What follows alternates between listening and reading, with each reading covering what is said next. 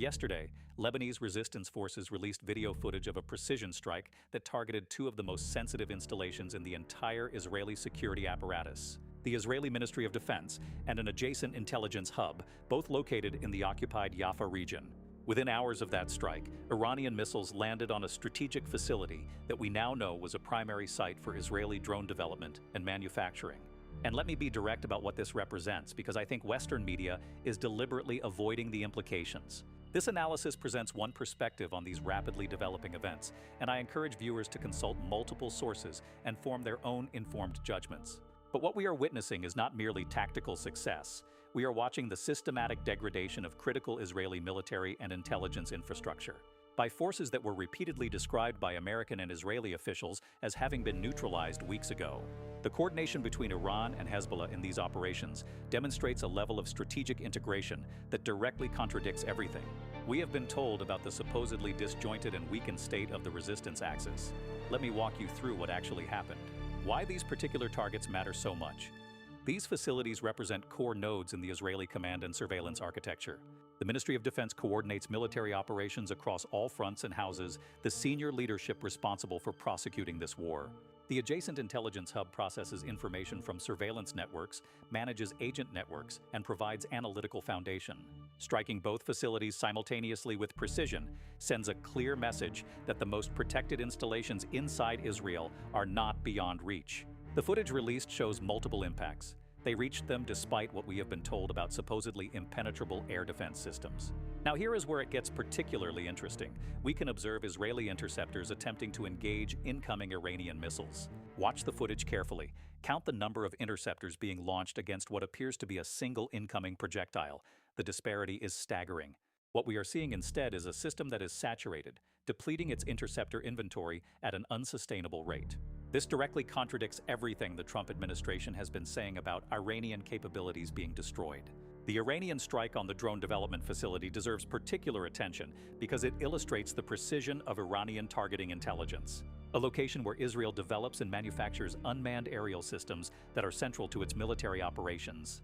The destruction visible in the aftermath footage shows extensive damage to infrastructure that will take months, if not years, to rebuild. Degrading their ability to produce and maintain these systems creates cascading effects. This is what sophisticated targeting looks like. They are conducting a systematic campaign against specific categories of Israeli capabilities.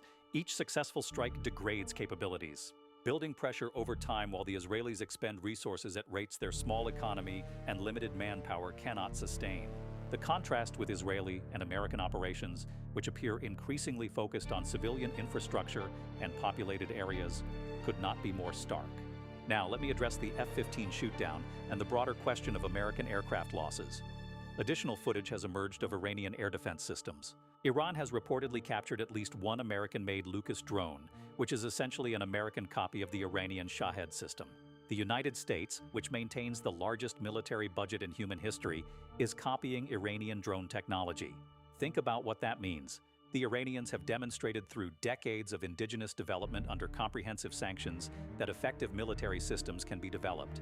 When these assets are lost in significant numbers, the entire operational concept that depends on them begins to degrade. Surveillance coverage diminishes. This is an integrated operational campaign with shared targeting intelligence, coordinated timing, and complementary capabilities. When Hezbollah strikes infrastructure in the north, it diverts Israeli attention and resources from defending against Iranian strikes. Israeli officials have begun publicly acknowledging that their military faces serious challenges in sustaining current operations. Why would the United States be requesting 48-hour ceasefires through intermediaries? Why would Israeli officials be extending reserve duty periods? The observable reality documented in footage from multiple sources directly contradicts the official narrative being promoted through Western media. The United States has built its entire global military posture around the assumption that technological superiority and air dominance would enable it to defeat any adversary. What Iran has demonstrated is that determined adversaries with indigenous capabilities cannot simply be bombed into submission. Air defense systems continue to function, missile production continues, command and control continues, society continues to function. The developments we have analyzed today suggest we are witnessing a fundamental shift in the regional military balance. one that will have implications far beyond this conflict. The footage we have examined today will be studied by military analysts for decades as evidence of how technologically sophisticated forces can be challenged. And I will continue to monitor this situation closely because the trajectory we are on raises profound questions about the limits of military power and what kind of regional order will emerge.